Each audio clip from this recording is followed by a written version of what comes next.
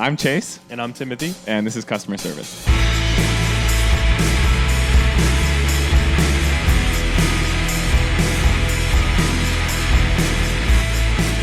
All right, good morning. It's a beautiful day here in Boulder, Colorado, as I typically start it. Something a little different. Timbo and I might have a little more flavor this episode. Yeah. You want to go ahead and... Well, we have sunglasses on. Is that what you're... That's what I'm referring to. Yeah. That's exactly what I'm referring to. We are our good friend, shout out Bill. Let me turn on my phone. Shout out Bill. He's who we work with for all of our sunglasses and optical needs. Yep. So you know him, Native Sons, Max Pidian, Shady Character, like all the stuff. So everything that we've got online. So we just got some, so the whole crew got some new glasses. Yeah. I got new glasses and new sunglasses. Hey, you're going to put optical in it? In this? No, in the other ones. Yeah. Yeah. Because I need to redo my situation. Plus, the old ones I have like, they've got like a scratch right here. Mm-hmm. So small, but they can't fix it. And it's literally like, it like gives me a headache. And it's like all the cracks in my windshield. Yeah. On my 16 Civic. No, but I agree. I have a pair of... You do have one right where you wouldn't want it to be. Listen, I need tires. I'm just going to do the whole 9 yards. You got to do the whole kit and caboodle. I'm due for an oil change. I'm good with my maintenance. I handle that shit when it has to happen. So I think what I'm going to do is just bite the bullet here, do the maintenance, do tires, do a new windshield, etc., etc. New wrap. New wrap. Finally got in touch with James of Jimmy John's, and he's going to go ahead and approve a wrap for the 16 Civic. Is he going to wrap it in like cheetah skin or something? What's he into? Shark skin. It was like him posing naked, spooning a shark or something like that. He's a piece of shit. Son of a gun, you know what I mean? It's not sweet for him on this side of the street if Jimmy John comes around. As much as we like his sandwiches, him personally is going to get an ass kicking. It's not sweet over here, yeah. James. Yeah. It's not cute for him. Man alive, can he make a nice sandwich though? You know? Yeah. So. Well, he doesn't do shit. His employees do it. You know, it's crazy how he got started with only like a $1 million grant from his father. Is that how it went? He just, American industrialism. If anyone out there wants to throw me a cool million, I can't promise I'll start any companies or anything, but I certainly will live comfortably for the rest of my life. So if somebody wants to throw me a mil, I will do a good job with it. It's not enough to not work. No. You're 30. I take 900,000 of it. If it's a million cash, I take 900,000 of it, give it to somebody, and say I want to live off this for the rest of my life. I stretch that other 100,000. Sir. I'm gonna say I'm gonna stretch the rest. I'm gonna stretch this 100,000 as long as I can. I will do at least 2 years. Your runway is 55. No, that's fine, because if you have enough money, you can make it work for you. Don't worry about it. Yeah, I'll figure it out once we. By the time I'm 55, that will have compounded, and I'll have another mil. No problem. So if anybody out there has an extra you want to throw it my way, rock solid math right there. Yep. How we doing? There was something else, but I forgot. Good, fine, normal. Yeah, nice. C+. Yeah. I don't. Did I talk about on the pod how I broke my toe? Did I talk about this last week? Cool. I don't know. No. If I didn't, I'll do it really briefly just to give a quick backstory. But 4th of July, we all went partying. I caught a little buzz. Played some cornhole, had a lot of fun. But we get home and I wasn't like blacked out. I had a buzz, you know what I mean? But like I certainly was like fully there. I stubbed my toe on the corner of my couch. It was so severe. And I'm sitting there like,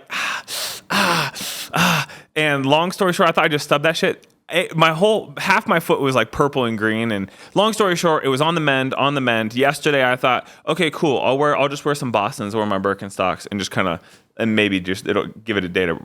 Long story short, you're in your Bostons. You kind of use your toes to stay in them. You know what I mean? I went to turn here, and just between the act of trying to stay in them, gripping my toe, and the way it turned, torqued my shit, completely re-injured. I would say it's worse than it was, dude. Like, kind of Fast and the Furious style turns are you doing in this place? It's one of those things where like you move just right. It wasn't. It's just a freak thing, dude. My shit is killing me.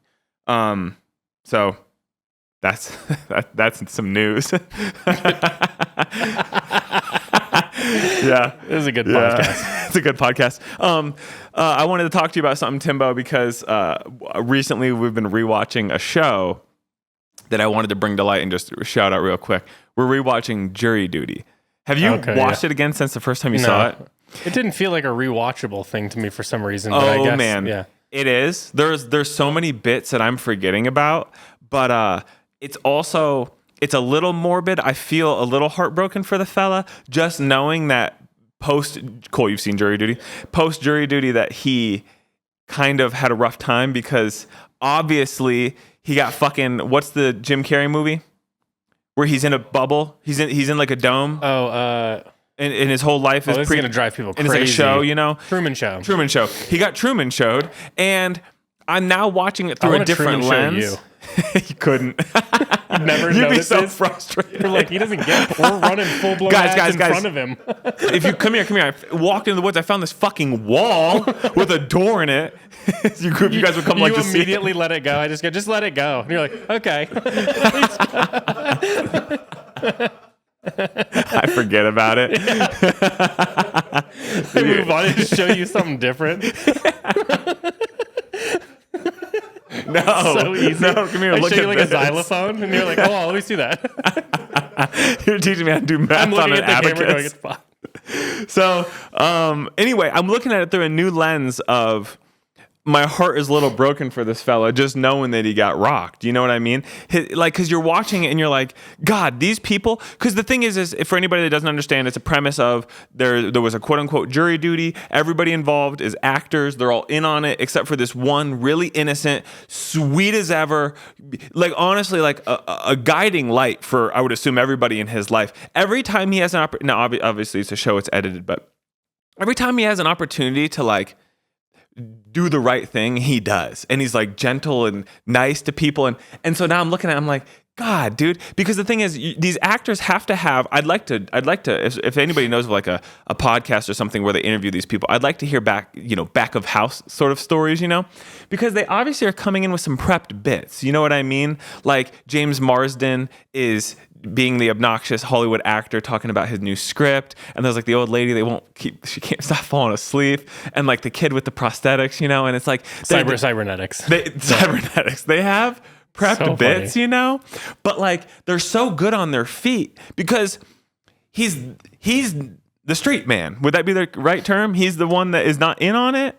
I mean, he's not really playing a straight man necessarily because they don't know what the hell he's gonna do. You know what I mean? So you're not like just trying to make someone else funnier. He's just like, okay, he's allowing them to do whatever they want. And like if he was even if he was in on it and it was just like live improv, you'd be like, he's killing it. I mean, he's making constant like space for them to do the weirdest shit, and it's fine, and it makes sense. He's so good at it, but these actors are so funny and so in tune. That girl, the girl with the eyeshadow, and she's like in love with the other kid whose girlfriend is on a trip with a guy, and it's like this whole thing. But I listened to her on a podcast. They had like some funny thing where like somebody that was like had a more major role, like because of something he did, basically he had to like leave early, like he was out basically. Oh really? Because it was like there was more for him to do on paper, but because something happened, like he was just out. Wait, is it the guy that it looked like the bookshelf fell on him and he had to go to the hospital? It's from that scene. I don't remember who it was. Exactly. Okay, it's an old gray-haired fella named Tim. Yeah, falls on him and he's faking an injury. I was wondering, but anyway, it's better the second time through, even with the little bit of tinge of like sadness for the fella. But I know that everybody kind of went and showed him love, and James Marsden took him under his wing and like, I think like hung out with him and shit and like tried to show some love to him. So I hope he's doing okay, genuinely. But that girl, Michelle and I were discussing, can we get her on the podcast? She is so sickeningly funny. And I just love it. So anyone out there, even if you've seen it and you just got to rewatch it, it's so funny. Yeah, it's pinnacle good. of comedy. So anyway, I wanted to shout that out real quick. After this, I want to come to you. I want to listen to that podcast because I'll figure out what it was. God, it's so freaking funny. I do think that either of us could get that done to us, no problem. I've told you before, and Abby can confirm, I have this thing where if I'm in public alone, weird stuff does just happen. Really? I just get approached a lot for some reason. And I don't think I'm giving like approachable. Now, let's dig into this. This is actually a topic I want to talk about. because I think that, for instance, Willie attracts this energy. Willie, if you're in the other room, you can hear this. Willie, no matter where he goes, he's got a story to tell coming back. He was somewhere like a DMV or something, and this couple asked him to like manage their social media, but it was like they had like a bunch of he was getting film developed or something, and they had like a bunch of raunchy photos, and every time he goes somewhere he comes back and he's like, Chase, you're never gonna believe what just happened to me. And so he attracts that energy. I don't feel that way about you, but you do though. There's something about where people are more comfortable to approach you and talk to you, or I don't know. I really, and I'm not just saying this in an exaggeratory way, I feel like I could every week spend every day out and about. Nobody would talk to me. I don't get talked to in public, ask questions, niceties or otherwise, which I'm happy with.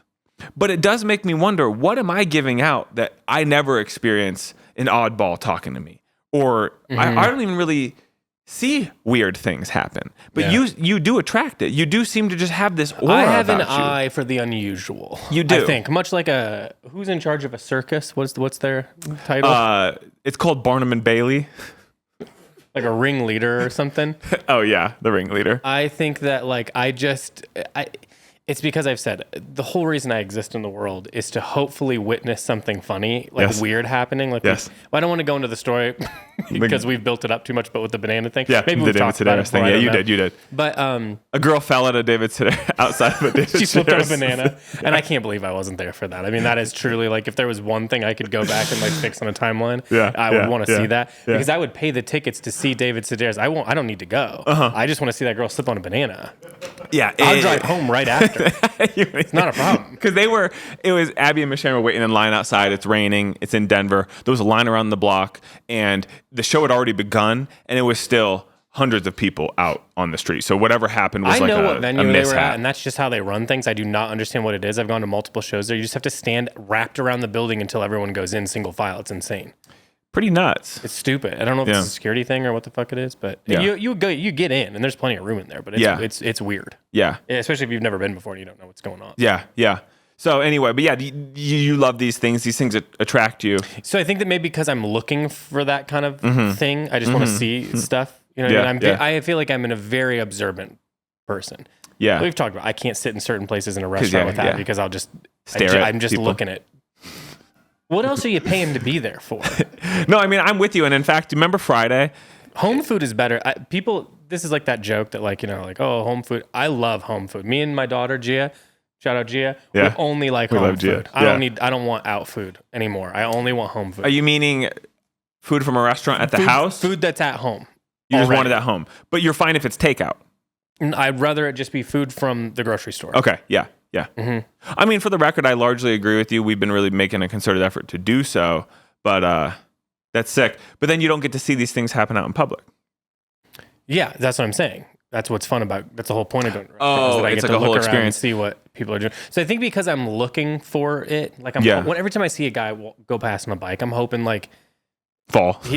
Not hurt himself, but it falls in a goofy way. Just like an inconvenience. You know what I mean? It's like when you see somebody wearing something insane. We just saw a guy in flip-flops and a fedora, and you're like, I got to know where that guy's going. You know what I mean? Like, where are you going? That guy woke up and went, I'm going to do those two things today. And that's something I would never think to do. No. So what else is he getting into? If this is how he started? Fair. That's fair. Yeah, and you got to think I'm not one to exist in the world longer than I need to, so I'm really not seeing all this thing. But I'm sure if you were a coffee shop regular, working a WeWork or something, you know what I mean? You probably see some freaks. It's like that fella who sets up the whole fucking printer and computer setup at Wonder. Yeah, there's a guy about town. We won't dox him, but you can check him out at various places around town with a full Mac tower, and, you know what I mean, and you don't even need a tower for a Mac, you know what I mean? No. But he's got the tower, separate screen, like a curved screen. Yeah. And he's just at you can imagine it like a small intimate coffee shop. Just it's not much bigger than this room. Yeah, I want, and the thing is, I didn't see any bags. I think he just transported it there loose. Just carrying loose. Like the bro. cords hanging out the back and stuff. Yeah, it's tight. Can you imagine trying to order before you've even set up? Or like, I just can't imagine working there and somebody starts setting that up. And you're like, No, come on, no. dude, we can't do this. You can't pull your entire gaming setup out. You give a moose a muffin, man. You give a mouse a cookie. He was just on Facebook too. He's not you rolling analog calls. Facebook, like on the website. Yeah. You know how I feel about that. Yeah. That's wild. Yeah. I used to work at Starbucks for a couple of years. Sure. And shout out. Yeah, shout out my Starbucks. brother. Yeah. Yeah. Actually, real quick, Unionized. for real, shout out Starbucks, like a top 3 company in this country. We're a family. Yeah. You know? Yeah. What's Wait, his real name? quick. What's his name? Who? The guy? I don't know. can't think of his name. I don't know his name either. All right, well, it doesn't some matter. boring Is ass name. Starbucks publicly traded? Yeah. With my newfound interest in moving money around to make more money for myself, yeah, if somebody has liquid mill, shoot it my way. But I think I'm going to invest in Starbucks. It's good to invest in companies that you like and believe in, right? Sure. Yeah. That's what have they you say, seen yeah. Starbucks? Howard Schultz. Howard Schultz. Howard yeah, Schultz. yeah, yeah. Have you seen Starbucks diminish in quality? Because I haven't. I've only seen it get better since I got into it. Because I haven't. Trying to sell people on Starbucks. Yeah, dude, I really love it. It's like my shit. I look forward to it every weekend. Because I don't overdo it. I'm a regular in that I go every Saturday or Sunday, but I don't go during the week. I go once a week, and it's my treat, and I look forward to it. I mean, So Yeah, anyway, I'm What are gonna you invest in making the Starbucks. case that. for right now? I'm trying to pitch people on Starbucks. people know Starbucks. case you haven't You're trying to been. give it a little quarterly bump? Howard's gonna shoot me a text after this. Thanks, boss. Send you some fucking points. Yeah, dude. Oh my god. Anyway, Okay, no, so same thing. Whatever this guy you guys were talking about, we had a regular that would do the same. He'd bring in the whole iMac, without the tower, but just like the big thick boy one. And he would sit in the corner because there was only 4 outlets, and it was a huge brand new Starbucks. And so he would plug in and just grind RuneScape from like 7 in the morning to like 5 every day. All and day? he would get one coffee, like a drip pike. It was Chase. And it was like like a grande or something. And we were just like, can this guy fucking leave? Like he just would, and that's what he did every day. And I'm like, bro, he doesn't work. He just grinds RuneScape. Man, maybe he's making cash. dude, RuneScape? He's got to be doing something. A friend of mine made all of his money, and he was doing fine. Like he owned a house. I mean, it was a house in the Midwest. But Yeah. it was, but it was a little bit more affordable. starting but, like, league characters or something. He would just like level up characters, but he could do it so fast. On what game? World of Warcraft. Oh, wow, yeah, baby. yeah. Damn, dude. Yeah, there's an economy. Al said the other day, he goes, did you know, Chase? Counter-Strike skins have never dropped in value. They've only risen. And so people, I don't know, I would assume that there are people out there literally investing in rare Counter-Strike skins to sit on in your Steam inventory to then one day liquidate on a third-party like Russian skin trading website and make like, a couple $100 over a couple of years. But there's an economy in video games. That's what you RuneScape should- rules, dude. That's what you should do with your money. Your theoretical 1 million is just put it all into. Oh my God. You guys know what I would do. You get the liquid 1 million and you put it all in the Counter-Strike skin. You're like, Chase, why all of it in one place? I'm opening cases for an afternoon. I go through $10,000 or $20,000. It's like, fuck, dude. Don't call my mom.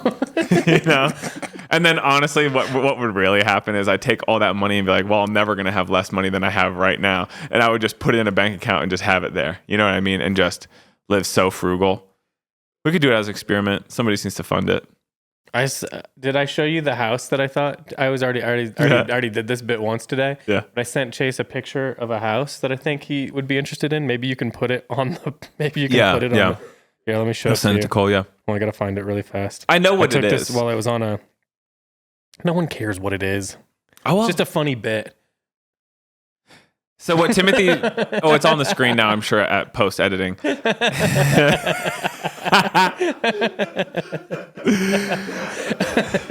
What interests me is like having like a cave entrance on the other side of the park to get into it. You know what I mean? Yeah. Yeah, like a tunnel to get in. I want to tunnel my way into check out the shit. sewers. I think you'd be really into it. I've talked to you. You I've live like a I've Ninja gone into Turtle. sewers and stuff before.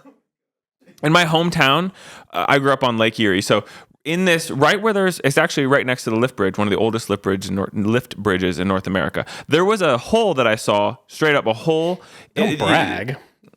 Oh, the lift bridge? I am bragging. It's tight. You should see it. The lift bridge. There's like, there's like the ground level is here, and then there's say 7 or 8 feet, and then it's where the water level is. And I would say a foot above where water level is a hole. And so me and my buddy got some skateboards, and we sat on the skateboards and wheeled our way into this hole. I would say half a mile into this hole underneath the street, rounds a corner. And what I was hoping, kids were in a Post Malone shirt this tight. You'll see one of those. I was hoping that it would open up into a big underground atrium. I had this like kind of like where Bane lives in Batman. You know what I'm talking about? Yeah. I hope that I'd come and open up into this big cathedral underground. Oh, you're talking about Bane's apartment? Yeah. Yeah. And he had a nice place. We went deep in there, and ultimately never opened up, not once. And we went pretty far. But I have explored sewers and tunnels and the like. Also in college, we would go into the tunnel on campus. We found a tunnel, not the tunnel that had like the electricity and the steam and all that, but like a separate tunnel underneath like the main building. So I love tunnels. But it's it's like a cool underground house thing you found. Is that over by you? Where'd you find that? It was like on a hike. I don't know. Yeah. Hey, something happened at the park the other day. I wanted to tell you about. Yeah, I think I started to tell you about this the other day, and I said, "Oh wait, hold on." Yeah. So we're at the park, and it's like in the evening, because that's like kind of the nice part about summer. You go, you can be out there until like 9. You know what I mean? It cools down when the sun's over the So we mountains. walked over to the park. We're hanging out. This is a big.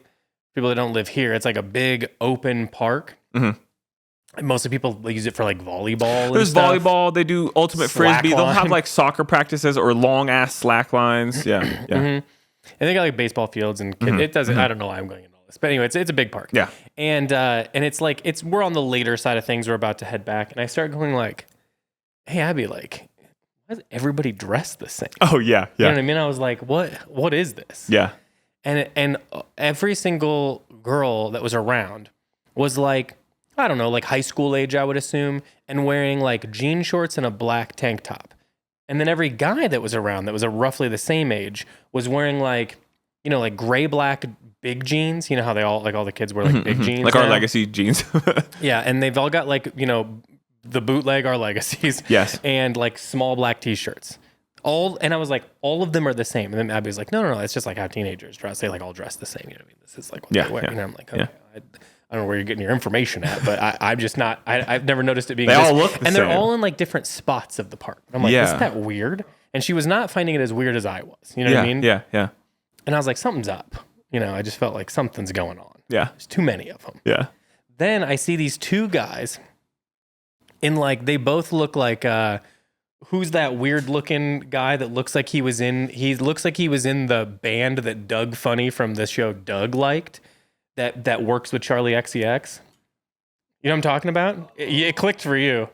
If you see the members of the band. Are you talking about the guy in Doug that's green with the leather jacket? No. That's he's like Roger. a bully. Yeah. No. This is like the band that they like that are like.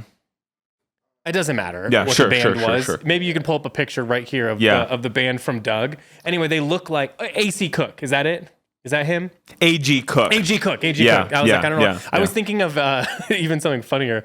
A.C. Newman or something. He was like an indie rock musician. It sucked. No, A.G. Cook. Yeah. It does. Pull up the guys from the Doug band and see if I'm right. I don't know if maybe I'm not picturing them right. Is A.G. Cook big? Yeah, I think he's big. Yeah. Yeah. I was introduced to him a long time ago from that record in 2020. Doug Band, that's a different guy. Cool, he's a lawyer.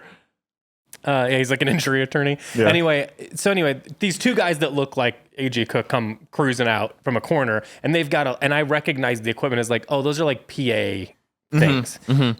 So I'm like, these guys are gonna like DJ at the park. Did you stick around to see if that's what happened? They started setting up. Yeah. See, he seems like he would be in that band. Anyway, they come out and they set up right dead middle of the park and they just start setting up like a DJ setup. And I'm like, they all have to do with this. Then by the time I realized it, there was no joke, 50 more kids that showed up. It was like a point where like I was like, we gotta go. These aren't college kids. These aren't college. No, these are not college. These are high school kids. High school kids. Yeah, college kids are gone right now. Oh, you know what I'm saying? Yeah. So it's like high school kids. But like what I kept thinking is like, this is cool for them. I have no problem with this. But I was like, how are they doing this? Because there has to be like a bunch of like, you're in a park, you've gathered a ton of people, you know what I mean? Which is it's not 100, but it was probably like 60 or 70 kids by the end of it. Well, you had a hypothesis. So if they had to scatter, they all were wearing the same That's shit. what I was thinking. So that way, if the cops came and were like trying to isolate someone, they couldn't isolate them because they're all dressed identical. Like all the males are dressed one way, all the females are dressed another way. Yeah. So it's like you couldn't, I'm trying to call it in. How do you, I don't know who's the ringleader. But I was thinking the amount of organization that went into this, phenomenal. I would love to be on like whatever thread this is to figure out how they thought of all these things. Did you hear any music that night? I wasn't like really listening for it. That's true. I kind of forgot about it as soon as we left until I saw you. Yeah.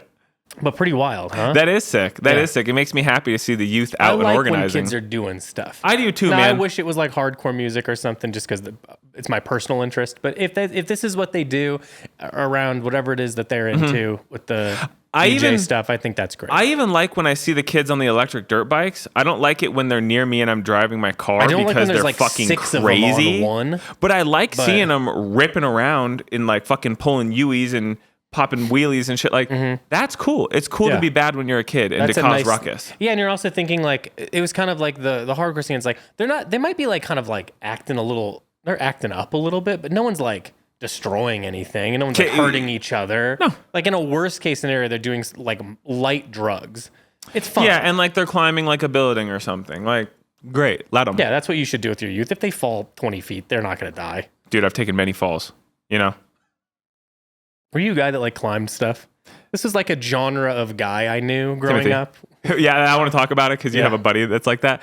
I love to climb and I encourage it in others. So I love to see a good tree and to get up there as high as I can, or to say, you know, I can get up there on that roof and then to get up there. You know what I mean? Okay. So yes, I've climbed, and in fact, in college, another thing that we would do when we weren't rooting around looking for the tunnels and shit, there were various rooftops that like just lived like raccoons. I love to go on roofs. I swear to God, like not just since we're on the topic, I literally climbed all the time in college. What we would do is, you know how when a building has on the outside of it has like a ladder for like a fire escape or something, and then they'll put a sheet of metal over the front of it so you can't climb. Well, if you're savvy, you can put your feet in between the wall and the ladder and use it almost backwards. And so we would just climb to the top of the buildings all the time. I love to climb.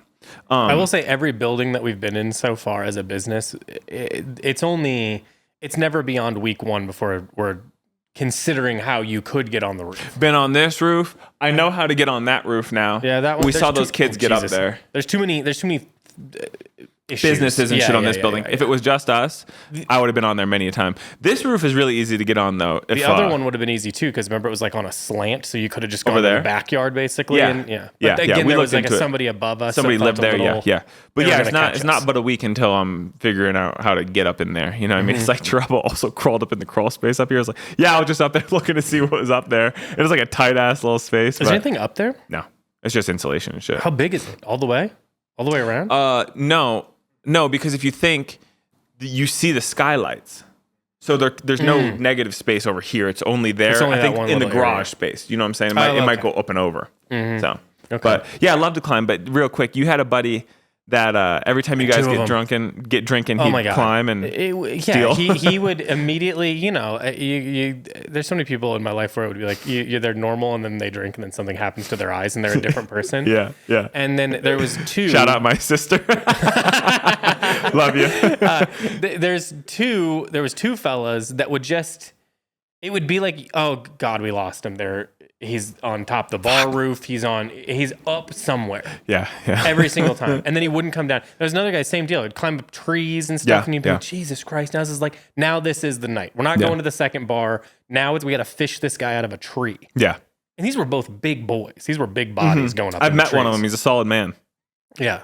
The one with the same name as me? Is that the one? Yeah, he's tight. I think he might have mellowed out a little as he went. The other one, I don't know. He was a guy who would just show up every few years. Yeah. One time we went to a friend's, oh, wait, I love this story. Yeah, we hadn't seen him in probably like 4 or 5 years. Yeah. And then we went to a friend's wedding, and we got there both, because we had to come off of trains, because nobody had a car, so we just had to go there by train. We both ended up we meet up, and we're like, got there at the same time.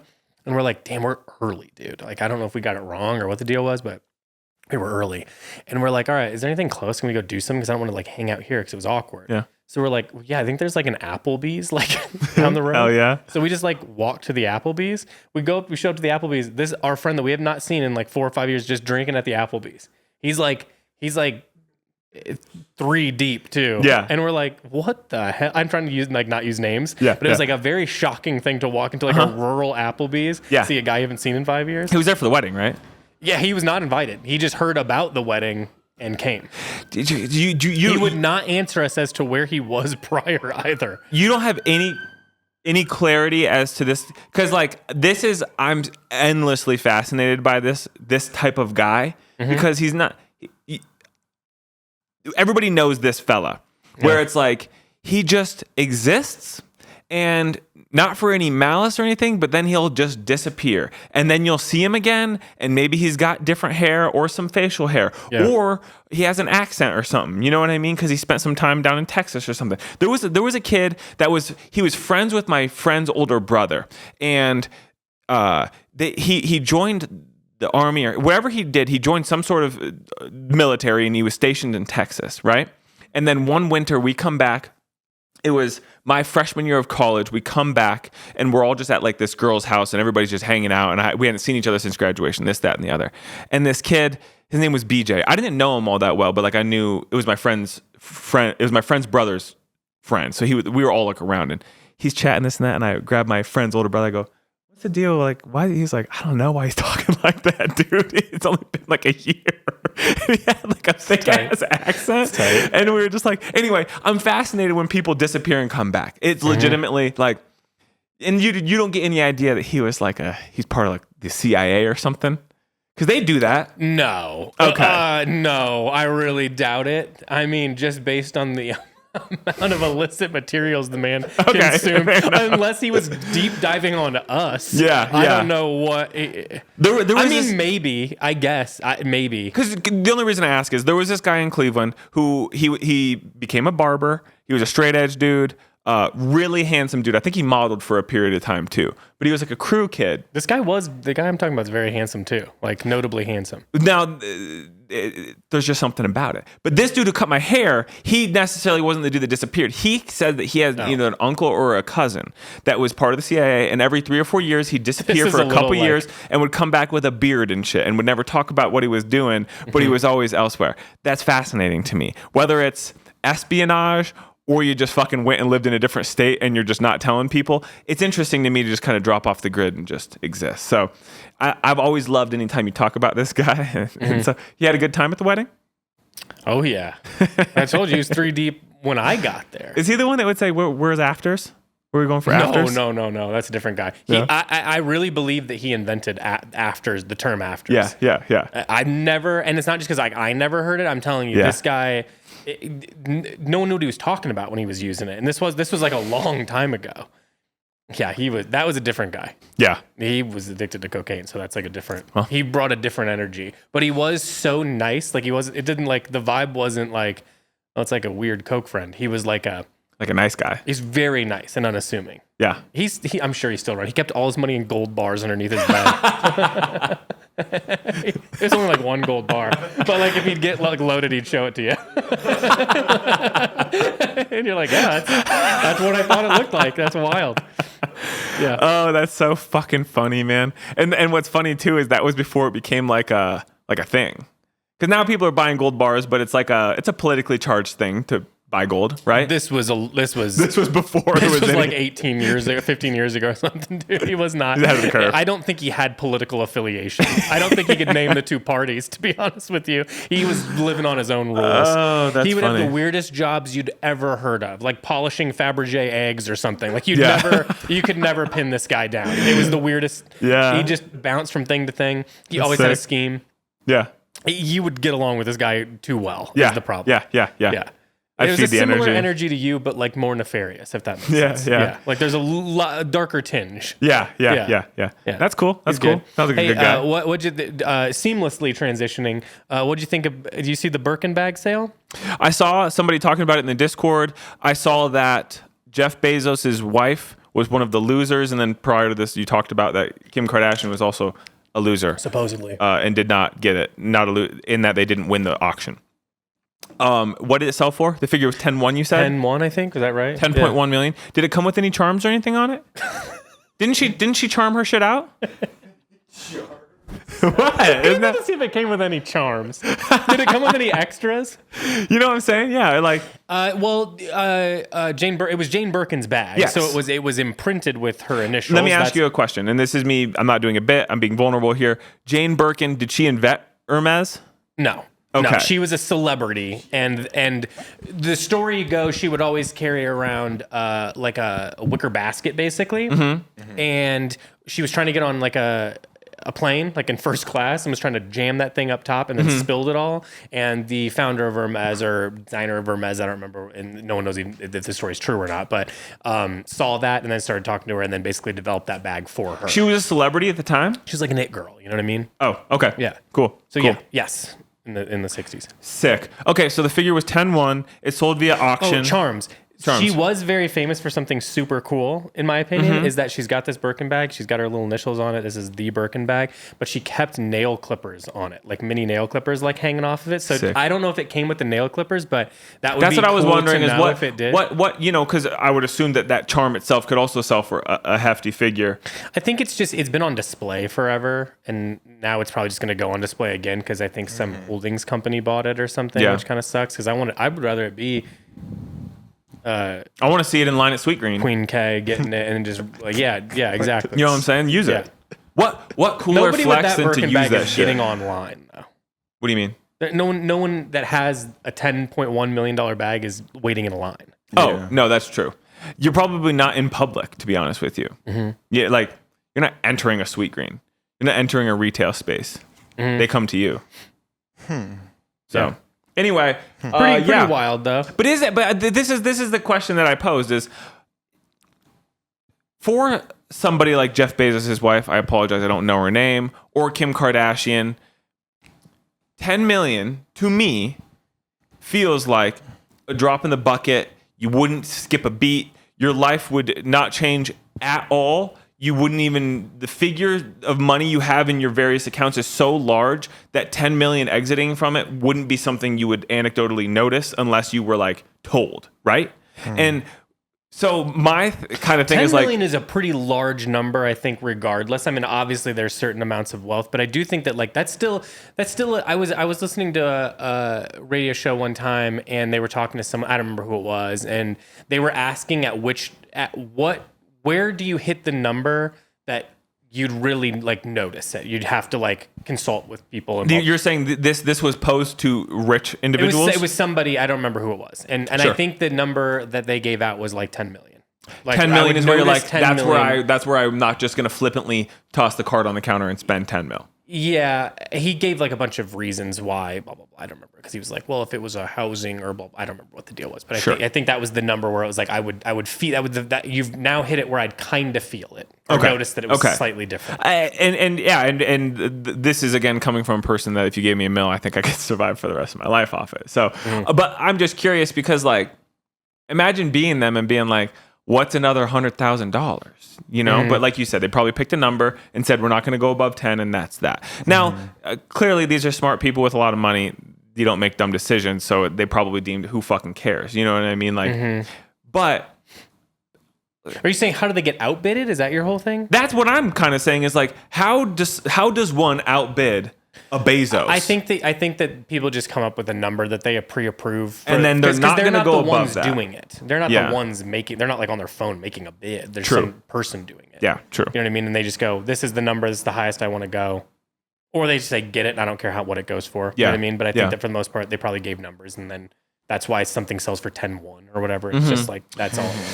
That's interesting, and you can It's wild pretty to be like much the interpret. one we're talking about is $100,000. That's yeah. But that's what I'm saying is $100,000 is a drop in the bucket, buddy. You know what I mean? They've paid for dinners that cost more than that for their team or What's something. so wild to me is that I don't think most of those celebrities that are even and not that I'm doing like the metal guy and like name the 3 songs that the shirt you're wearing or anything, but it's like I don't think that most people could name like the movies she's been in. Jane Birkin. Yeah. But she's iconic because of the Birkin bag. But she didn't even design it. She just wore it around. It's cool. Yeah. I'm fine. I mean, with that's a all of flex. it. I'm That's just saying cool. it is a wild like lineage. Yeah. Yeah. Yeah, for a thing. Yeah. For an object. Do you think that's the most expensive like fashion object that's sold? It's not said counting jewelry. It said it's the second. The first being the ruby slippers from the Wizard of Oz. And then that's the like third camp. is that's not even fashion. That's yeah. Like, The third Prop. is a Kelly. Hermes Kelly bag in 2021. Yeah, that makes sense. I don't know. I Yeah, don't know Hermes Kelly. got 'em Kelly's like packed a up. smaller version of a Birkin. Yeah. It's cool. Yeah. I really would love like a Go-Yard tote or something. Yeah. You're really stuck on the go. Yeah. I really am, dude. What is it about it? Hi. It's like the first thing I saw that was expensive. Like somebody in the store years ago had one, and I was like, "What's that?" And you're like, "Oh, it's Go-Yard." And I was like, "Oh, that's that. That's what I want now." You know what I mean? If you like, you can't sell it. You know what I mean? So you can't like get whatever's most expensive just to sell it. Wait, what? You have to use this. Okay, so but you're gonna get gifted one opulent item. Yeah. In fashion, obviously, I'm not talking about cars and houses and shit. What is the item? You know what I mean? So you can't sell. You can't get this because it's expensive, and you're just gonna flip it. It's You have to- strictly you have to for my get it and use it. happiness. Yeah. Yeah. Well, it seems silly to say a Go-Yard tote because it's just top of mind, Sure. but it could be something like that. Okay. It very well could be like a terribly expensive Choke on that. but rare stainless Rolex. I would wear a stainless, like what you have, Timbo. Yeah. I have no interest in like a tank or anything like that. Well, I think those are cool. I don't think that works with my vibe. Everything about me is too much for a Cartier tank or something. You're not a delicate man. I'm not a delicate man in any way. That's why I like the stainless. And I think it'd be kind of cool to just beat the shit out of a real fucking solid gold Daytona or something, right? Is that not like a really sought after Solid Rolex? gold Daytona feels like a lot. That's a big watch doing a lot of stuff. Is it big? I would, but Daytona's got all the dials and everything. Yeah. I want a gold one though. I think I changed my mind. I don't want a interesting stainless. that you are interested in gold of all things. I am interested in gold. I don't know what it is about it, but I think it's just a cool precious metal. I think gold's cool. I own no jewelry. I have nothing gold. link him up Nothing with the gold nor Afters silver. guy. Huh? Gotta link you up with the afters guy. Yeah, dude. Yeah, I would like some gold though. Yeah. I don't have any sort of accessory, jewelry, nothing gold, nothing silver either. So I wish you had nothing except for one diamond stud in your ear. yeah. Big or just enough to splash? It's a nice size. It's not Like a big. carrot. It's not big. It's not like Kevin Garnett. But what would you do, Timbo? Because I mean, I don't know. I really don't know my answer. An opulent, expensive item that you would have to use. It's not available to be. You can't. I Sell wasn't it really for thinking wealth. of jewelry at the time, which does change it a bit. What were you thinking of? Because I'm open to things, but my mind went like jackets, pants. No. A car. No. It can't be. No. We're talking fashion items. Fashion? Fashion items. What about like a bag? A bag. I think a bag would be great, and I think realistically, like a Go-Yard tote, unless there's something more expensive and luxurious. But I like the hand painted nature. That also is a thing that did it for me. That's why I'm kind of drawn to them. Is like I think the hand painted nature is really fucking cool. You look at those things, you can see every dot actually is hand painted. Like that's really cool to me. So probably something like that I would use as a daily driver. Something to hold laptop, charger, notebook.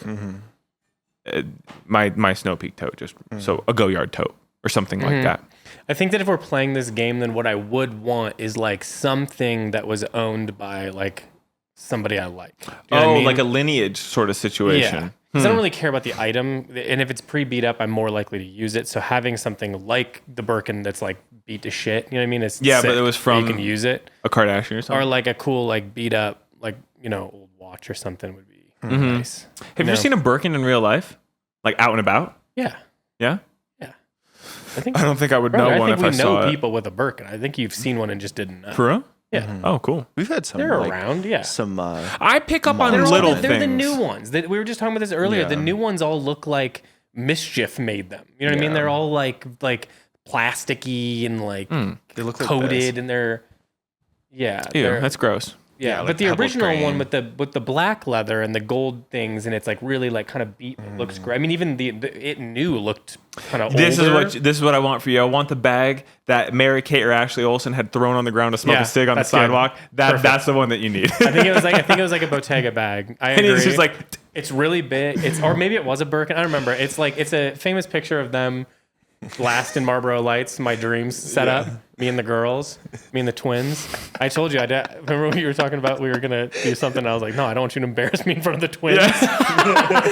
yeah, we were talking about me going into the row or something and how out of place it would be. You're like, don't embarrass me in front of the twins. Yeah. You would love to hang out with those two. I would too, but they'd scare me. Exactly my vibe. The thing is you love them for the row and all this and that. I just watched their show as a kid. You just liked 2 Tickets to Paris or whatever the hell the shows were called. What was what was their show, Cole? Can you look it up? They had a show where they were Full detectives. House? No, No, that was a movie. no. It was a show. Maybe it was a movie. They were detectives. Somebody's wearing a bee suit. A beast? You're giving him psychotic. It's an things episode to- or a The Adventures of Mary Kate and Ashley? yeah, and they're detectives. Those were movies. It was a series of movies. Oh well, sure. Then I've seen the movies. Either way, Detective that's my show. relationship with them. I don't give a shit about Full House. I don't care about that. I liked them from that, and then when I found out that they were cool fashion, doing cigs and not giving a shit, it makes them even cooler. Here's my thing with them. I think what's cool is they didn't need to do Yeah, that. Yeah, anything The Adventures of... with their. They were good. They got the money. They're set up. They're chilling. You know what I Yeah. mean?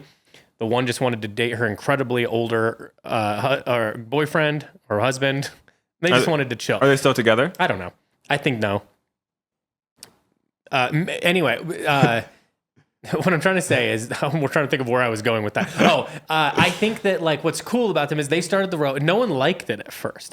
People will go back and say, no, people liked it. Dog shit. That was like not popular to like. It was just known as expensive, boring things long before. It was all black, that right? was like a thing. It was all black. It was very like kind of straightforward, but expensive. Yeah. And I don't think it had a place at the time.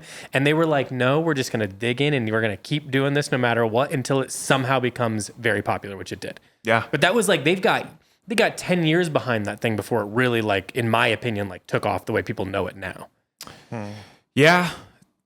And it's huge now. They just did, that was full, passion project. Yeah, I think they're cool, and I think that they're cool because they've had every opportunity to melt down. How many children stars do we know that have completely melted down in the public spotlight, and they seemingly are crushing it, happy living their life? Yeah, they you know took what the I money mean? and became artists, and they still hang out all the time together, which is cool. I think it's so sick, man. Yeah. They're cool, man. I wish I was a fucking twin, dude. Oh man. Can you imagine if we found out that you were like another one showed up? He's like, louder than me. no. Yeah, it's just me. I have to do the podcast now with both of you. Honestly, dude, that'd be the only reason to do it. No, I know I'm not a twin. You know what I mean? No, don't even try. I know I'm not a twin. Okay. What do we have? Anything else? Anything else? Did you have anything this weekend that's exciting? And then we'll move on. Nishan, me, Cole, Sophie, Abby, Gia, and Willie went to Chili's in Longmont. Hell yeah. It was great. I am Very happy to nice for you report guys. I've had a epiphany of sorts. Is it a similar epiphany to the last time you guys went? It's a little bit different. The epiphany is this. Chili's is too much.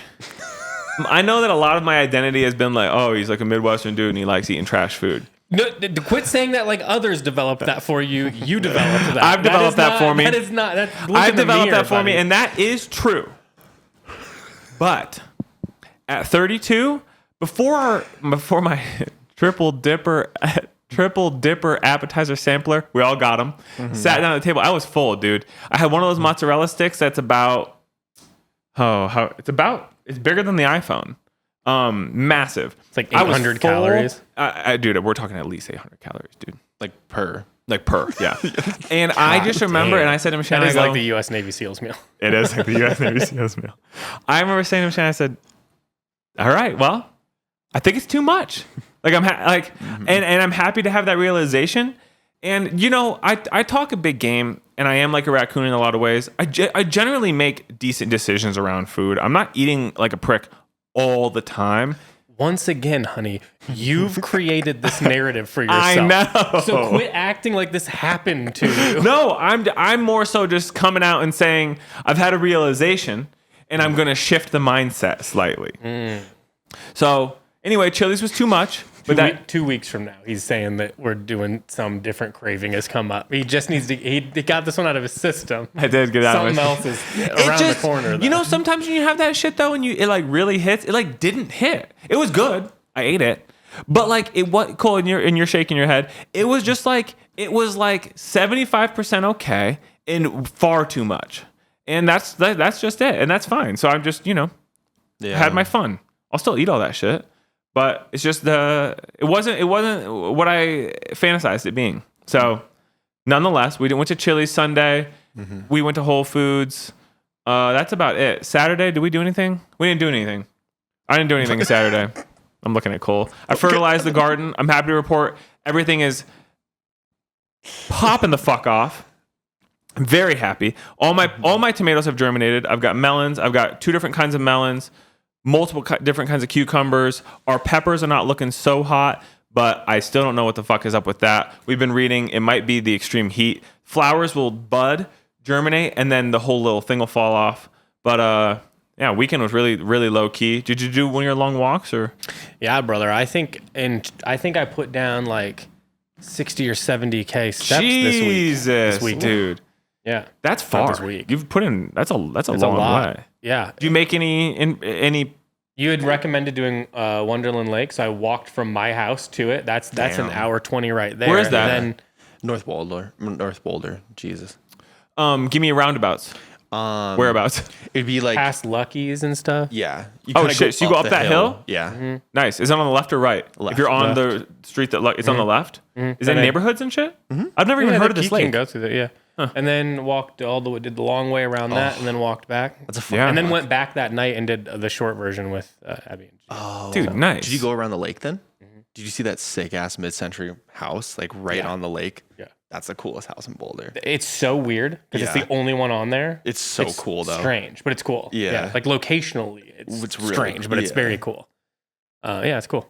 Sick. I did that, and then the other one I just walked through the neighborhoods. I don't know where I went. Don't forget the place that Cole and I recommended to you, though. Yeah. I really think that's because you recommend you want a flat. I needed a car for that one. So. Oh yeah. Walking there would be it'd be honestly. You get there in like 6 hours. You're a little like beat by the time you get to a place, so you have to like hang out and just Yeah. And this one's easy because I stopped at Lucky's at a pineapple coconut water, kept it moving. Nice. Mm-hmm. Lucky's is nice. I do like going to Lucky's. Yeah. It's too expensive and it's crowded. The only one I've ever been in was the one that is I believe it's actually now a Whole Foods Market. The one North Boulder over by Did you use its government or South name? Boulder Whole Foods Market. I don't like to bring it up. Where that the King Supers that the big incident happened. Okay, over there. All right. That used to be a Lucky's. Yeah. In that far corner, like the last building until you hit neighborhoods. I think it's a Whole Foods now. But I used to go in there and they'd have nice little pre-prepared little breakfast burritos and shit. You know what I mean? Mm-hmm. So. Yeah. Very good. Very good. Very good. Yeah. Okay. That's nothing about else it. for me. Abby and Gia went and got Labubu's. Oh yeah. I don't know. We don't really. I don't think you or I are. I don't think I'm understanding what the point is. But you said something the other day. Now listen, this is not to throw shade at those who are super stoked on the Labubus. I think if it brings you joy, you should do it. I've participated in many of these things throughout my life. Most famously beginning with the North Carolina Tar Heels hat. Sure. Things at niche shoes, they become big in society and culturally. You want it, you want to participate, and you get it and you feel good. You said something last week, you're like, I'll be honest, guys, I don't want one. And I feel the same exact way. Mm-hmm. And I feel good about that. It makes me feel happy to not want to participate. Not because for the record, I want to say, I get the appeal. I really do. The whole thing, you buy the box, it's random, you don't know what you're going to get. That's fun to me. That's part of the appeal when we had all those fucking McDonald's, McNugget buddies. Yeah, the McNugget buddies. And all over Abby the had us now. all buying Happy Meals so we could all get them. And she goes, I just want all of them. You guys can have all the excess. We've got a whole colony of them on the shipping desk. Mm-hmm. I get it. It's fun. but I don't want one. He's a huge Kerwin Frost fan. Massive Kerwin Frost fan. I would know him if I saw him, but I don't really know what his game is. Know what he does. I don't think. What's his game? He interviews people. Yeah. Where's that? He cold interviewed predator? Chief Keef. Yeah, he He did. did? That's tight. Yeah. That's it for me. That's pretty much what Yeah, he's done. yeah. As far as resume goes. So I'm not super familiar with him, but Kerwin Frost. But no, Labubus, it's like I get the appeal. They're cool, but I it's a sigh of relief. It's similar when we get something in. I've been pining over it, think I'm going to buy it, and then it sells. It's like, all right, great. Now I'm not going to do that thing. I don't feel the need to have one, want one, and because inevitably, not to break anyone's heart here, inevitably society will turn on them quickly, and it will not be fun or cool or sexy to have a Labubu, and I won't feel. This is a man. This is a man with trash bags full of Beanie Babies because he's got that market cornered still. So, well, I already have them. For the record, that's exactly what's going on here, though. It's the exact same thing as a Beanie Baby situation, dude. I get that it's fun to participate in because I love cultural things. I love knowing what they are. I love participating. And it's a gamble in them, to roll the dice. I just don't care that much. Is really what it comes down to. Two things just came to mind that I'm going to bring up, and then we can get into topics and stuff. One, at some point today, Timothy is going to run home because he ordered on Amazon for he and I and the guys around here, brain yo-yos. Yo-yoing is what? Back in the spotlight? Who did you bring it up? I think that this came up because we were talking about it. I don't know that it's back in any spotlight. We're talking about. Well, no, because somebody in the Discord tagged you and I, and it was a screenshot of who's the person yo-yoing. Faye Webster. What's her deal? She's a musician. And so she's into yo-yoing. Yeah. Clearly, she was doing a cat's cradle. It looked like. Yeah. Mm-hmm. So anyway, I'm stoked. I had a brain yo-yo as a kid. You could sleep the shit out of that thing. It made a good sound. But I mean, it's. I have to be honest with you. I threw mine a couple times last night. I was not getting it to I got a couple really solid ones in. Did you tie the knot right? I gotta look. There's techniques to tying the knot right to make it sleep. Yeah, maybe that was it. Yeah, you have this is not what I'm remembering. No, because I remember my older cousins would help me retie my shit when I get a new yo-yo. Yeah, we should probably retie. Yeah, when you bring them in, we'll retie them. It still has the auto return. That shit whips back into your hand like a pitcher. You know what I mean? Like that thing's whipping. It's so sick. And then there's another thing I want to talk about, but just in the term in the Jesus Chase. In regards to things being in the spotlight and people being cultural, yo-yos were a big thing. I'm really excited to have that. You and we talked about it. I like to take a lap throughout the day. I move my car and shit, but I like to take a lap and it clears I come back in here and I have new ideas and things. So I will take a lap, I will yo-yo, and it'll be fun. Now you also said, I said it's a roll of the dice because you don't know what it is. I forgot, I need to bring those dice from home. I'd like to start on Fridays. We all bring wads of cash and we can shoot dice and play CeeLo at the end of the day. Because it was really fun. And I want to talk about something else while we're here. You good today?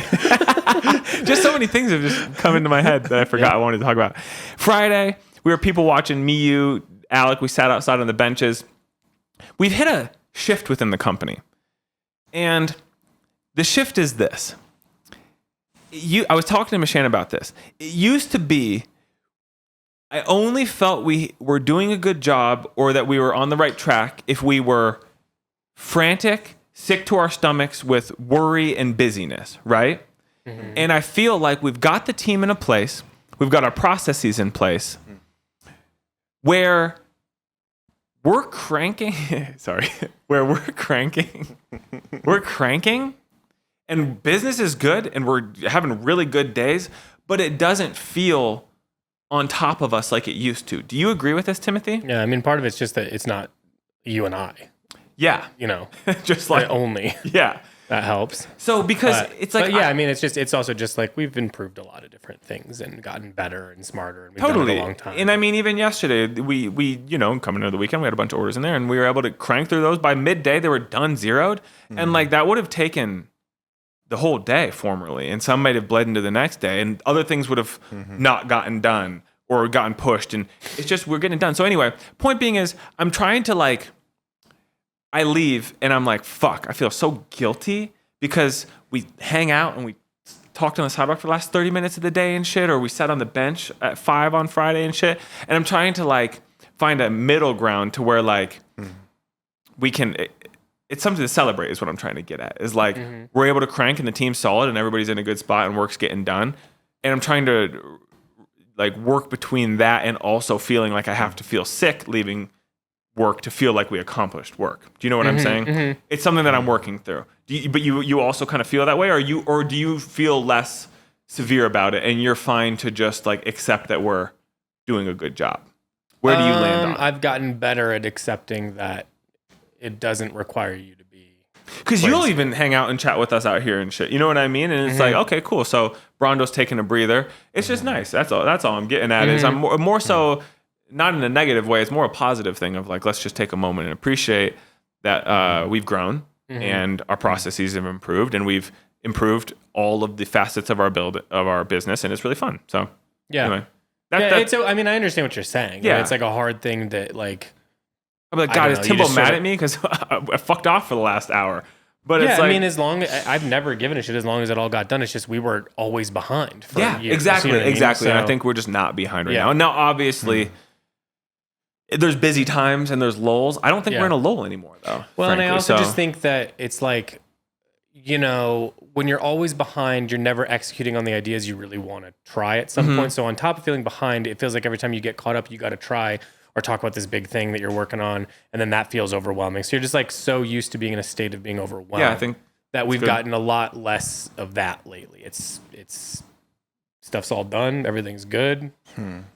It's also like I said, we're just a bigger team, a lot bigger team. Yeah. Anyway, I'm proud of it is what I'm trying to underline here. But it is a thought that I wanted to talk about on the pod of like, damn, like you can leave and having done a good job and it not felt like you ran a marathon, and that's fun and cool and a nice moment to have a little time to realize. So it's also the summer and we're in between seasons, so totally it'll get back on top of us. Yeah, no problem. Yeah. I'll I'm not worried about it. I understand the So. seasons at this point. You know what I mean? Like I know where we're at in this. Yeah. So it's closing. Yeah. That's true. I see the end of the tunnel. Ask me in a month. Yeah. 2 months. We'll see. So. All right. What do we got for questions today? Well, it's perfect because Chase kind of set it up pretty well. First question. We got a little bit of time here too, so I think I'll hit you guys with two. Cool. First one is, what's something about Canoe Club that still surprises you? Like business wise, like the back end. Anything? Yeah. Have you taken? You know, Timbo, I've been helping you with the buys for a couple years now, and you've brought me in on more things, you know? And as we do the buys and we talk about budgeting, and it's really crazy to me, the planning that you have to do at a high level for things to work well.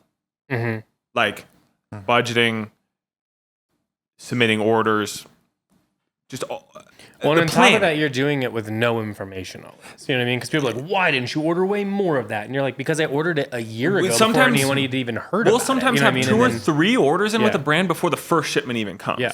And so we can't even test the efficacy. We don't know how the community will respond in practice. We might know that they like the brand or we hear about it, but we don't know if people are actually going to go and consume those items or buy that shit. You know what I mean? So that's really surprising to me, is the sheer amount of thinking ahead. You know, as I've been brought in with Timbo more buying stuff, that sticks out to me. Well, I think that like one thing I think about is just the kind of sheer amount of failure that goes into any kind of success. Sure. Like I'd say, I think that you kind of always just assume, oh, you're just going to get, if it goes right, you're going to get lucky a couple times and then get lucky some more. And then you kind of got to keep that going. And that's really not what it is even a little bit. It's sort of like, I don't know, we fail 100 times and you get something right, or because you keep learning from it. Yeah. I mean, and admittedly, we have a big, policy around not standing around the putt and just like doing things and trying them and learning and moving on. Yeah. But even at that, you're still, I think that it would shock people that are like entrepreneurs or want to be entrepreneurs or want to start their own business or whatever it is. Just how often you have to like do the wrong thing for it to start being right. And that is like, I think the wherewithal to keep it going forward and staying positive, like that's the hardest part about the job. So I think that like, that's a good point. That like the mental it's not the hard work that's just like hard work, like we're talking about, like in the last thing you were talking about. That's just work. Like that's, and I don't feel like I have any, like I have a big tank for that kind of stuff. And I think the people I work with have a big tank for that kind of stuff. That doesn't bother me at all, really. It's the mental stuff that can be really difficult, where it's just like remembering you got to be positive all the time, or try to be.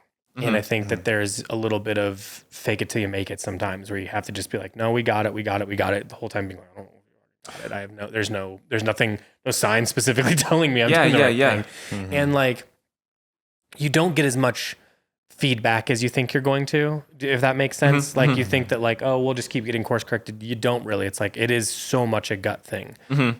So much of I think maybe that's the most surprising thing, is just how much of this is gut. And you're just hoping that it's right, and it's, it's not most of the time, and then it is a few times. So I think that, if that makes sense, I think that like, I just think so many people go in just assuming that it's this accidental or like, just right place, right time. And sure, all of that stuff has to do with it. Yeah.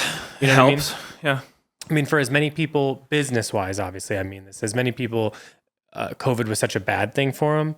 In our case, it was a really good thing for us, just as far as the business goes only. Is like, it was a big turning point in like how we viewed the business, what we emphasized, how we promoted ourselves, how we, like almost how everything we did, we had to reevaluate, everything resituated and change.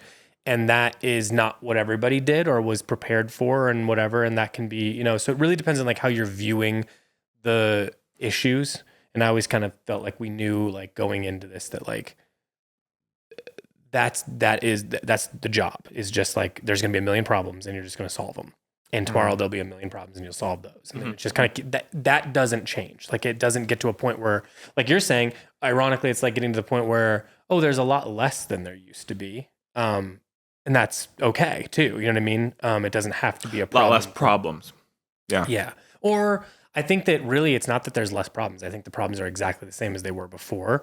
I think that there's just a way we know how to handle them. And so nothing less and less comes as a surprise. We've done this before, guys. So let's just we know to learn to take the information we got when we encountered this issue 6 months ago, and let's be better from it. A big thing that I don't want businesses to steal from us, but I do want people to steal from us, is that like, I'm very against reactive things. You know what I mean? I'd want to be proactive about everything. And if you can keep switching, I mean, I think that if you can do that in your personal life as well, like just don't be reactive to stuff, just be proactive about everything. You know what I mean? Just think ahead and be like, all right, these are the things, and then we'll deal with those. And, and then by the time those come, you're like, oh, I'm very well prepared for this now. Yeah. And nothing feels like a surprise or a shock, or you feel like you're getting hit sideways with something. It just, you've laid groundwork ahead of time.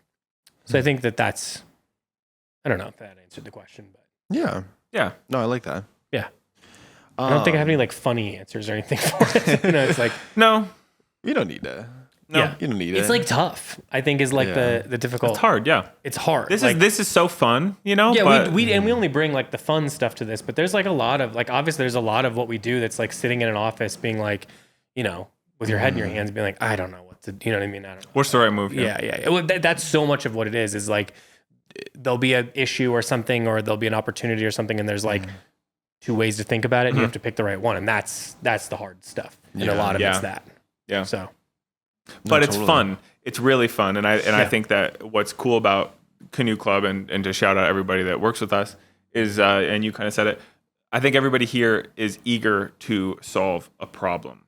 I don't think that problems are necessarily like, I think it's fun when we have to figure out a new way to arrange things, or something went wrong and how can we rectify it today? Like I like to fix and work on problems and challenges and problem solve. So yeah, I mean, I think that's good advice for anyone, that like most of things is just having a positive attitude about them. You know what I mean? Whether it's a problem or a negative thing, like no one doesn't want that person to be on their team. Yeah. No one doesn't want to work with that person. Like if you just have like a positive attitude about things, or just like, I don't know. For me, it helps just look at it as like funny. Like so many like times where like it's something where it's like, this is so funny. Yeah. It's annoying and we got to deal with it, but it's so like, I try to think a lot. I do this with like my personal life with like kids or any like thing when you're personal life. So much of these like big heavy moments in your life, you get even 10 years away from there, you're like, it's so funny.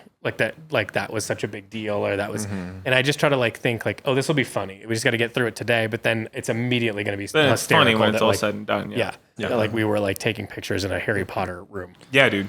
Yeah. For years, like that stuff is so funny. And just like milestones, that's fun to look back on. Is there's a photo? It was a Black Friday, I think. It was one of the days that we had packed a bunch of orders at the store. No studio at this point. Everything's still done in a broom closet in the back room. And we had a faux fur jacket. Yeah. And we had packed all these orders, and you know, it filled up this little nook of this hallway. You know what I mean?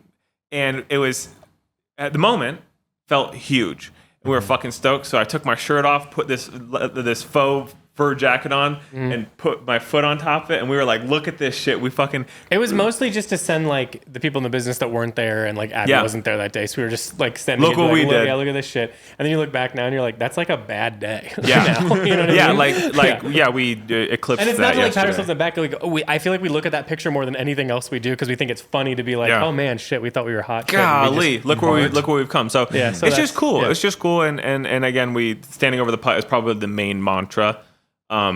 Just get in there and get it done, because there's been so many times when me and Timbo have had to like maybe set up racks or change lighting, or when we've done multiple different build outs at the store, and be like, we're just gonna do it. We take our jackets off. We're just gonna do it, and we're just gonna see where we're at in 30 minutes. Let's just start. And that fucking rules. I love doing that. The best way to learn is by doing, for me.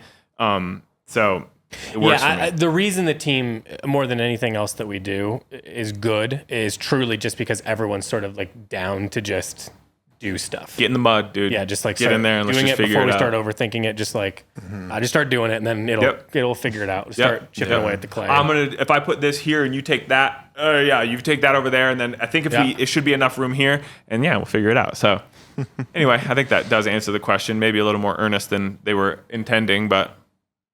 No, I like that. Who cares? Hit us with the next one, baby. What is something you think people misunderstand about independent retail? Well, I think that like there's like kind of like we're saying like that there's not going to be problems. Like, I mean, I think everyone starts up like, but what those problems are and the toll it takes on you, I think people do. I think everyone thinks like, oh, starting up something like this would be like fun, and it's like, yeah, it's fun if you're the right personality type. I suppose. But if you think it's just because it's fun because it's easy, it's like the or because least they like easy clothes way and to they make like money I can think of. Yeah, people that like to shop and like clothes talk about wanting to open stores and shit, and that's cool. And if it makes you happy, you should do anything that makes you happy. You know what I mean? You should pursue that. But it's fucking hard, and it's so much more than shopping. I think that you have to like problem solving and business as much as you like clothes. Yeah. It can't be one or the other. Yeah. You know what I mean? Because to be honest with you, as much as I love clothes, and it's like been something I've been interested in since I was a kid, I would be plenty happy to go do this similar type of work for whatever else, to be honest, just because I like that part as much as I do the clothes. I think if I combine them, that's going to be the best of what I can give. Yeah. But I like the work regardless. Yeah. So I think that like that's maybe the key, that if you were, not that I'm giving any advice on people starting anything, I don't want you to do that, but I think that, yeah, I mean, if you had just like business as much as you like clothes, it can't be like, oh, I'm really into clothes and I'll figure out the other part. Like, I don't think that works for people too often. Yeah. So maybe that's a little bit you got to be surprising. interested in like the infrastructure of it. You know, I love when we get new racks, or when we're doing another build out, or we're moving things around. And this is my other big one, is that if anyone thinks, I think that like when you talk about like, if I talk about this with somebody who's not in the industry at all, there's a lot of like assumption that it's like very glamorous. And it's like, I can't, it's not that even a little bit. You know, I asked you a question that it's one of the nuggets that I've learned from you over the years. And I said, you know, Timbo, when you go to New York or you go to Paris or something, when I asked this question, I don't think you had gone to Paris yet. I go like, you know, do all the buyers for different stores, like, are they just wearing like the most dripped ass outfits? You know, like you must see the most crazy outfits, because these people are shop owners and buyers, and like they have access. They must wear the most crazy shit. And you're Not like, the good ones. No, real heads are not wearing crazy outfits. Real heads are probably wearing like a denim jacket and like a regular pair of pants, and it's like good shit, but they're not the center of attention. They're doing work. They're there doing work. They're buying. If you're doing it, first of all, you're only in two types of weather when they show, which is it's goddamn freezing outside, or it's August in New York or something. You know what I mean? It's just awful. And then you go from place to place to place to place to place to place. You have like 12 meetings in a single day, and you're sweaty and awful. So no, you're not wearing anything cool. You can't. You'd be, if you had 2 layers on, you'd be dying. And it's hard, and it just sucks. It's trudging around New York. Oh, this time this person canceled and needed to move an hour, which ruins your whole day. Some random fucking building. Yeah, it's just some random building in New York that's just been everything's been painted white, and then there's a Keurig and 1 rack, and then they're like, collection's over there, and you're like, okay, dude, all right. You want anything to drink? We've got Keurig or tap water, and you're like, I'm okay, and then you just kind of get through it. I mean, and like oh, you go to the shows and stuff. It's like, nobody at those shows is really buying. And if you do go to I've been to the ones that make sense, or like it's the easiest way to view something. And you're just like stuffed in there. The ones, the people up front are all there. They're not buyers. They're there to get their picture taken. Which is cool for them. I understand why you need that too. But that's not what you're doing as a buyer. So if that's what you think you're doing, you're out of your mind. You know what I mean? Us going to the Capitol show was very anomalous for like, and that's us doing something fun. That's not doing it because we need to do the work. It's because that's not the work. That's just sort of like a thing you have to do. We were just lucky enough to be invited, and that was really cool. But like, that is not what it looks like primarily, and a lot of the times it's digital, and we're in that little fucking hostage room, which is great. I like it. But. Yeah, I mean, I think that like the version. I mean, truthfully, it's somebody sends me an email with a line sheet and a lookbook. Says, let us know if you have questions, and then I call Jason, and then we sit there and look at it, and we go, all right, let's think about the brand first. Think about the brand. Where does this sit? What would it sit next to? How are we feeling about it? What's it looking who's the people like? buying What's the vibe? it? How's the season look? You put it together. It's really loose. You know what I mean? You just go, let's just only talk about stuff we like really fast, and then go back through and make sure it makes sense together. I don't want to give away the farm there, but there's just like, there's a technique that we sort of have, and we're in and out of there in 30 minutes, 40 minutes maybe. And I know that maybe people think that like, oh, you're not really like considering. It's like, buddy, it's all we do is consider clothes. So I know where the brand is for the most part. We know what's going on, and we just run through it. And we've got relationships with the people typically too. And it's gut. That's the main thing. It's just gut anyway. Like all you're trying to do is make the best decisions of a gang of wrong decisions. You know what I mean? Because like we've said, if you're good at buying, that means you're just failing less than somebody else. It's you're still mostly failing. It's really hard. 100%.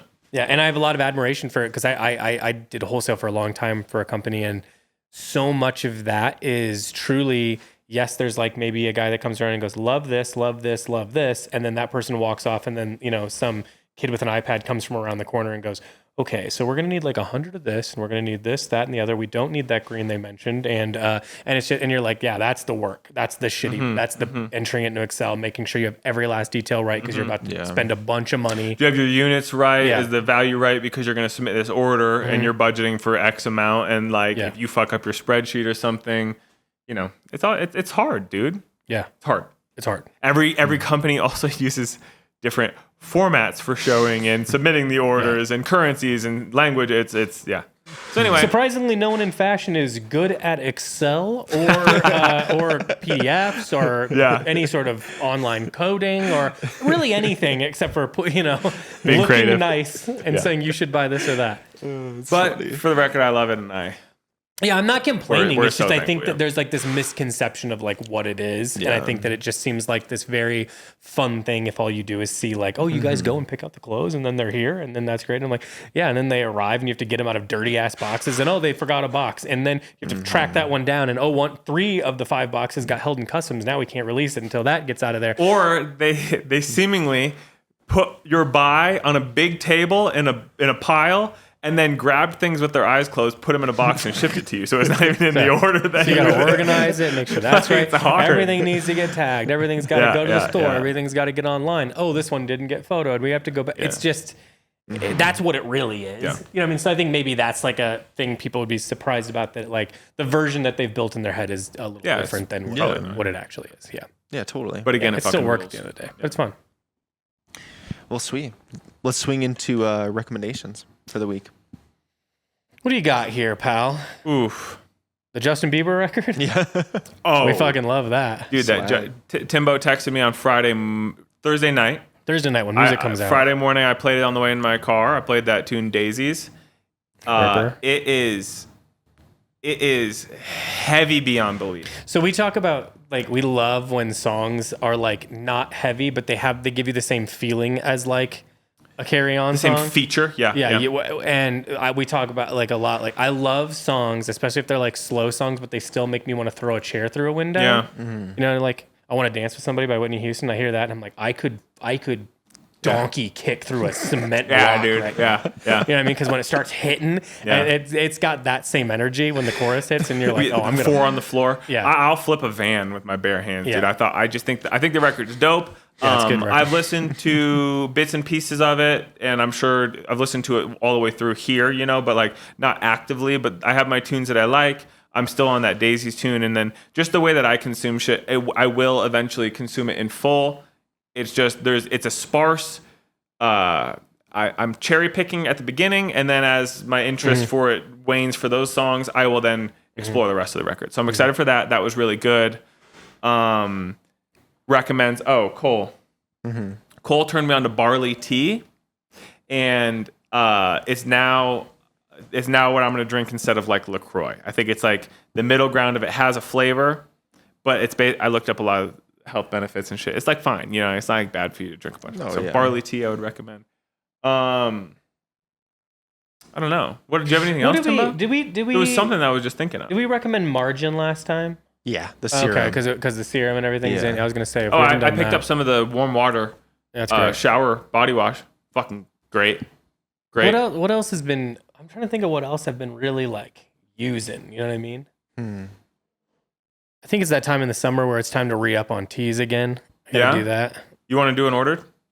You do? Maybe I might. Are you switching gears? I might switch gears. Yeah. I might switch gears. It might be time. The things that like fluctuate the most in my closet are like denim and white t-shirts. Yeah. Like those, and it's like the things that no one else would notice, but me, like changing. Something changes by an inch somewhere, and it's like that's everything. My whole vibe is shifted. I've debated if I wanted to buy a lady white tee just to wear on its own, because I don't really wear t-shirts on its own. But if I were to, maybe I'd get one of those. But it's just like too fucking cropped on. Really reach my waist. I'm trying to think. What else? You know what? I don't have a recommends, but you saying when a band that is not heavy plays something that sounds heavy. My buddy sent me a clip. Recently, yesterday or something. I love Carry On so much. That's what made me think of that Carry On reference immediately. Okay, It's because we watched that video. An all-time favorite record. I have 2 Carry On tattoos. It's A Life Less Plagued by Carry On. It's the best like youth crew straight edge punk record of all time. Technically, a little fun fact is the whole thing is about not being straight edge, but they only toured on it once. I think he was hiding that he was not straight edge at that point. Anyway, great band, cool lore. There's a really good blogspot thing if you want that. Send it to me. I'll send you a link. Really cool about the band. I've always said I think that like if you're like, oh, I've heard them talk about that, I'm not sure where to get into hardcore at. I think there's a lot of different places that's not a bad place to start. A Life Less Plagued, Love American by American Nightmare. That if you just like listen to those 2 records, I think it's Love American. Maybe that's the name of the tune, the opening track. Either way, American Nightmare and Carry On. My buddy sent me a clip. Now I'm trying to think of like if I was going to only recommend 5 to get into that stuff. Carry On. We're coming from a very specific decade. If you're looking for like that specific era of music, Carry On, American Nightmare, Champion would be a good one to get into. If you just want like bangers, it doesn't resonate with me so much anymore, but Promises Kept by Champion. And then the singer of Champion, I believe, his little brother had a band called Sinking Ships. And it was of that same era, like melodic hardcore situation. I really like that. I'm just thinking like in terms of pure nostalgia. Those would be like the top 4. There was this band from either Sweden or Switzerland or something called True Colors. And they were really cool and youth crew, straight edge shit. But anyway, my buddy sent me a clip. And I've always said I would do anything to see Carry On play a set. The singer of Carry On. You've never seen him? Never seen him, no. Oh, really? No, they broke up long before, and then if they had a reunion, I've never gone to it. But there was some fest. I don't really know. Someone out there is listening. There's some fest, and the band God's Hate was playing, and they played. Ryan from Carry On came out and they played Off My Chest off of A Life Less Plagued, and he sent me like a little 10-second fucking clip. And That's the song too. If you're trying to Off My figure out, Chest. you just start there and Off My Chest, Broken Strings, So Much of You. That's what I have tattooed on my stomach, and that was like my online persona for a period of life. But man alive, just wanted to say just the FOMO I felt and like the pure nostalgia. All those people there, people going fucking nuts, dudes in camo pants and long hair. It's like cool to see y'all still doing it. But if anyone was there, if you listen to this pod and you were there and by chance saw that, please hit me up if you have any videos or anything. I'd just love to see it. That's my favorite record of all time, and it just means the whole world to me. So that and the Glow Part 2. So anyway, that's not a recommend. I just wanted to share that. I thought that was really cool that it happened, and people out there are very, very, very lucky to have seen such a thing. Yeah, that's about it. I got nothing else to say.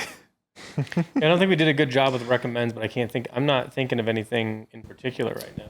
I'm recommending that you check out our sale page at shopcanoeclub.com. We got a bunch of good stuff still left on there. We've recently been adding more and more things to it, just kind of trickling along with that.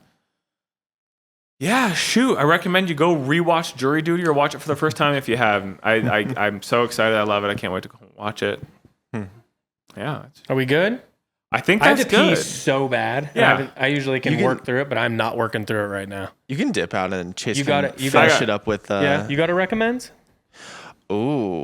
Yeah, you do your recommend and then we'll wrap it up. Thanks for listening. My recommend is going to H Mart in Westminster. Yeah, hell yeah. But don't go on a Saturday. Yeah. Go during the week. Yeah. Did you go during the evening, Cole? No, I went at 11 o'clock and it was... Yeah, brother. It was insanity. Yeah. But it was cool. Yeah. Got some good ramen, really good mushrooms. He got Shin Gold for anyone out there. Yeah, Shin Gold's banging. good. Yeah. I got gin, and then I got a Ichiran Sapporo. Yeah, hell yeah. Which is like all right. And then I got a bunch of Enoki mushrooms, snowcap mushrooms. I'm going to do that classic. This is a highly recommend. I'll just keep vibing here on my, on my end. There's a recipe. You take Enoki mushrooms, you wrap them up in either pork belly or ribeye. You usually use a wok. On the bottom of the wok, you're going to have some kind of bok choy or, I like baby bok choy. I think the Shanghai stuff is the best. You basically steam that with a little bit of water. Then you wrap the enoki mushrooms in ribeye. Then you make a nice little sauce with gochujang, soy sauce, toasted sesame oil, ginger, whatever, garlic, whatever you want to put in. Put that over as you put all the little wraps inside of the wok or saucier pan. Then you put the sauce in, let that shit boil. You scramble up a couple fried eggs. Oh, pour the scrambled eggs on hell top. Yeah. Then cover it with green onions and some scallions and call it a day. Put that with rice, udon. Are you gonna make that this week? Yeah, I was gonna make it yesterday, but we got Taco Bell. Would you mind? Vastly different. We stopped and got a couple of those snack wraps. They're back. Shout out McDonald's for the snack wrap. Thanks for bringing it back. They were great. I'm happy to report it. Very happy about that. But if you make it, can you send me aside a little? Yeah. I need a little bento. Just a little one too. No, because you've talked about this before and it sounds so freaking good. Oh, it's so good. We found the recipe on Instagram from a really cool Korean woman. Sick. I'll send it maybe in the Discord. Yeah. Because I know some people would love it. It doesn't look the best aesthetically, but it tastes incredible. That's what matters. Yeah, it's gonna absolutely smack, dude. But yeah, you want to move into new arrivals? Yeah, hit me. Okay, so we got a bunch Rondo? Yeah, come on in. We're doing new arrivals and then we're done. We got Capital. Yep. Just got some Capital in, a handful of boxes from Cap. Things to note of that. We got restock on some stuff. Oh, we got those Bones shorts back in. Literally all the big sizes sold out. Are you for real? 38s, 36s. We have one less than 34. Oh, fuck yeah. Yeah, cool. I just looked at ShipStation. I was like, oh shit. Speaking of not knowing, that was a gamble that we placed an order for long ago because we got them in and they sold out because I think Lil Baby was wearing a pair. Something happened and Lil Baby, somebody in hip hop wore them and they were like an item and they came. Cool dog. And yeah, that's a good dog, dude. You can tell that he ain't new to this earth. You know what I mean? No, he's Probably been around. 9, you can 10. tell by his fur. Going every direction. Yeah, he's cute. We got these shorts in, these Bone shorts, a year, 2 years ago. Had a couple units sold out. We're like, fuck, that was not enough.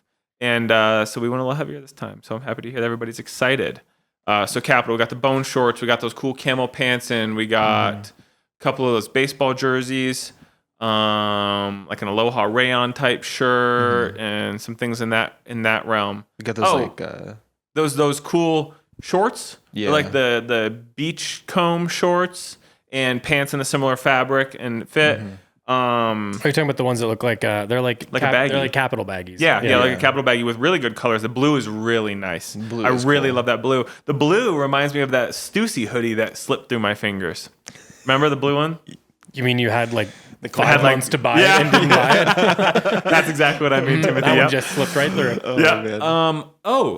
Is there anything else you want to talk about? New arrivals? Because I can talk about what I'm going to inbound. We got CDG perfumes restock. Yep, and we got that new scent 10. We got Hender Scheme stuff. We got some cool wallets on a restock. Couple shoes. We got those new kind of German trainer. They look like Adidas. If you're curious about that, they're like the Dorita we have from Hender Scheme. The slip-ons that look like a Samba or something, but they have that padding on the front. It's like big, that. long tongue. Chris knew what it was. Shoe. It's the Special? No, it's like the Jan. Chris I knew can't the model remember. off the rip. I thought it started with a G. I don't remember. Yeah. It's an old indoor soccer shoe. Yeah. Either way, they're really cool. They're in the MIP, the veg tan leather. Then we got Vans too. A lot of Vans. Oh, cool. We got some Vans, and then Well, there's my recommends. Just re-up because we got like the classics in, and those are hard to find. They sell out all the time. Authentic 44s, So yeah. some solid ass Slip-ons. options. Yeah. Okay, cool. So then, in terms of imports, I'm going to import James Coward today.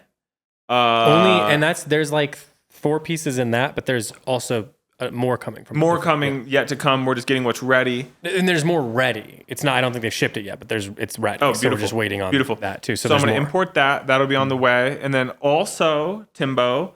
Not going to do it today. I have a little bit of working out to do with the company, logistics wise, but Nest Robe. Oh yeah, they hit me. So have we talked about that on here? Dude, we black out in the booth. Nest Robe was a company that Timothy and I found when we were in Parco. We were in Shibuya. We were in the Parco Mall. Yeah. We're walking through, and we walk by, and I go, They had like a pop up there or something. yeah, it's like a little store built out. But if you're unfamiliar, it's like stations. It's like a fucking food court cafeteria style thing, but like a million fucking brands. Visvim has shit there, et cetera, et cetera. And so we walk by, and we're like, damn, this is nice. It's a lot of it linen, a lot of naturals. There was like a jacket that reminded me of like the boxy jacket from La Mer. So we looked in there, we pop around a little bit. Timbo threw on a blazer and was like, yep, this is it. I'll take that, bought that. I think he went back and got something the next day. Anyway, throughout time, you've now purchased a handful of things from them. We placed this order a while ago and it is now ready to roll. It's really cool. I mean, they're a really cool company. They have sort of 3 different situations. It's called Confect, Nest Robe, and Upcyclino. It's like 3 different arms to the same thing. Everything about it is like they're really into recycled materials, but high-end materials. So it'll still be like linens and silks and stuff, but they're always like recycled. Yeah. In some way, shape, or form.